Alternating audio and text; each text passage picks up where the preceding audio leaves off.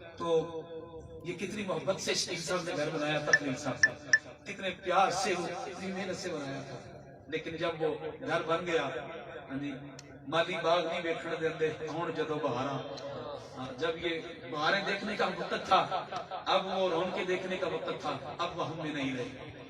تو ان کا دنیا سے جانا یہ ہمارے لیے دلیل ہے کہ یاد رکھ لیجیے، اگر میں جوانی میں جا سکتا ہوں تو آپ بھی اپنی جوانی پر مان نہ کیجیے گا، آپ بھی اپنی دولت پر مان نہ کیجیے گا۔ اس کی بارگاہ میں نہ دولت دیکھی جاتی ہے، نہ جوانی دیکھی جاتی ہے، نہ شہرت دیکھی جاتی ہے، وہ جسے چاہتا ہے وہ لے جاتا ہے۔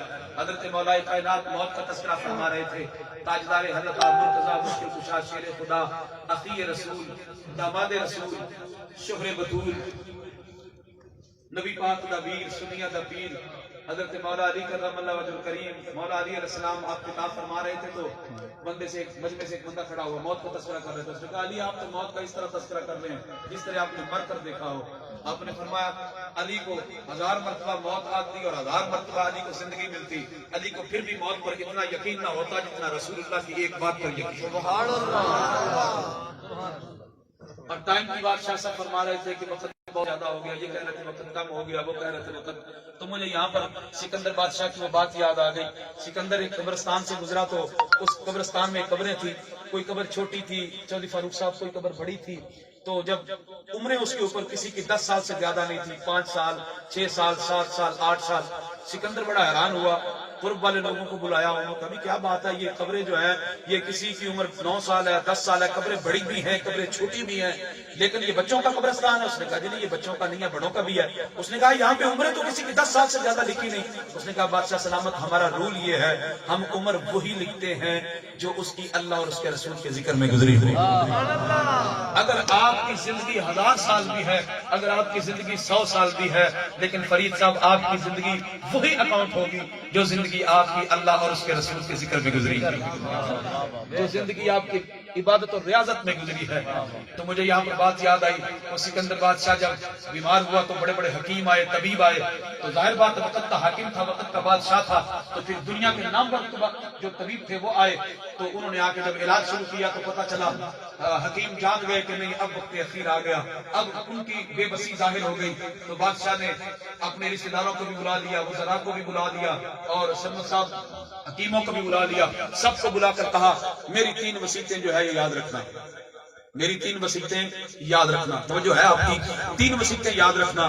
ایک تو میرا جنازہ صرف حکیم اٹھائے، دوسرا کوئی میرا جنازہ نہ اٹھائے، دوسرا میرے گھر سے لے کر میری قبر تک ہیرے جواہرات جو ہے وہ زمین پر بچھا دیے جائیں، اور تیسری بڑی معروف بات جو سکندر نے کی تھی وہ یہ کہ میرے ہاتھ کفن سے باہر نکال دینا۔ تو پوچھا بادشاہ وجہ کیا ہے؟ اس نے کہا جب حکیم اور طبیب میرا جنازہ اٹھائیں گے نا تو کائنات کو پتا چل جائے گا، اگر حکیم اور طبیب زندگی بچا سکتے تو وقت کا حاکم کبھی نہ کرتا۔ اور ہیرے جواہرات اس لیے کہا ہے تاکہ لوگوں کو پتا چل جائے اگر دولت ہیرے جواہرات اگر یہ سب کچھ بچا سکتے ہوتے وقت کا حاکم کبھی قلم نہ جاتا، اور ہاتھ اس لیے باہر نکال دینا تاکہ کائنات کو پتا چلے پوری دنیا پر حکومت کرنے والا سکندر آج دنیا سے جا رہا ہے تو خالی ہاتھ جا رہا ہے، سبحان اللہ، آج اس کے ہاتھ میں کچھ نہیں ہے۔ تو عزیزاً گرامی قدر، یہ دنیا کی زندگی ٹیمپریری اور عارضی زندگی ہے، یہ دنیا کی زندگی، اس کے لیے تیاری کر لیجئے، یاد رکھ لیجئے۔ میں نے امام غزالی سے پوچھا تو امام غزالی فرماتے ہیں میں تو زندگی کی ہر نماز اس یقین سے پڑھتا تھا کہ یہ میری زندگی کی آخری نماز ہے۔ جب میں فجر پڑھتا تھا مجھے یقین نہیں تھا کہ مجھے ظہر ملے، مجھے یقین نہیں تھا اگر ظہر پڑھ لوں کہ عصر آ جائے، اور یقین نہیں تھا اگر عصر آ جائے کہ مغرب ملے، جب مغرب آ جائے تو یقین نہیں تھا کہ مجھے عشاء ملے گی۔ میں تو اس یقین سے نماز پڑھتا تھا کہ شاید یہ میری زندگی کی آخری نماز ہے۔ ہم کیسی امیدیں لگائے بیٹھے ہیں۔ میرے آقا نے صحابہ سے پوچھا صحابہ بتائیے موت کا کتنا یقین ہے؟ عرض کیا یا رسول اللہ یہ یقین ہے کہ ایک دن آیا ہے پتہ نہیں دوسرا آنا کہ نہیں آنا، کسی نے کہا 1 مہینہ ملا ہے دوسرا مہینہ ملے گا کہ نہیں ملے گا، کسی نے کہا 1 سال ملا ہے پتہ نہیں دوسرا سال ملے گا کہ نہیں ملے گا۔ حضور علیہ السلام فرماتے ہیں تمہارا کتنا دور خیال ہے یا رسول اللہ، پھر فرما دیجئے۔ فرمایا میں محمد فرماتا ہوں سنیے کان کھول کے سنیے۔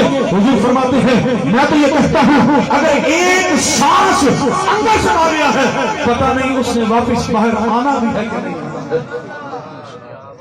किस खुश फहमी में फिर रहे हैं। आज मलिक मुनीर साहब, हम भाई का हक खाते हैं, आज हम किसी के प्लाट पर कब्जा करते हैं, आज किसी पर जुल्म करते हैं, तो हमें पता नहीं कि हमने अल्लाह की बारगाह में जवाब दे होना है। आज हम किसी के साथ ज्यादती करते हैं, मैं हज के लिए निकला हूं, मेरा भाई भूखा है, क्या उससे हिसाब नहीं होगा? और तू रंग रंग के कपड़े पहने, वो तेरे भतीजे जो हैं उनके तन पर कपड़े नहीं है, क्या इस चीज का हिसाब नहीं होगा? इबादत जरूरी है, नमाज पढ़ो फर्ज है, रोजे रखो फर्ज है, ज़कात दो फर्ज है, हज करो फर्ज है, लेकिन याद रख लो अल्लाह ने इस मकसद के लिए तो इंसान को पैदा नहीं किया था। अल्लामा इकबाल रहमतुल्लाह अलैह की मुझे वो बात याद आती है, आज के लाहौरी फरमाते हैं कि दर्द दिल के वास्ते पैदा किया इंसान को, वगरना इबादत के लिए कम न थे कुछ बयां। आज तो हमारे एहसास खत्म हो गए, आज तो हमारी मोहब्बत खत्म हो गई। हुजूर ने तो फरमाया था कि मुसलमान तो एक शजर की तरह है, एक दरख्त की तरह है, अगर उस दरख्त के एक पत्ते को भी तकलीफ हो तो पूरे दरख्त को तकलीफ होती है। आज कश्मीर में किससे लुट रही है, किसको फिक्र है? आज बच्चों पर जुल्म हो रहा है, एक नाना पड़ा है और उसका पोता जो है, नवासा जो है, वो रो रहा है, कोई है उसकी खबर लेने वाला? आज बेटियों की इज्जतें लूटी जा रही है उसकी खबर लेने वाला? आज बर्मा में बच्चों को काटा जा रहा है, मुसलमानों को ज़बह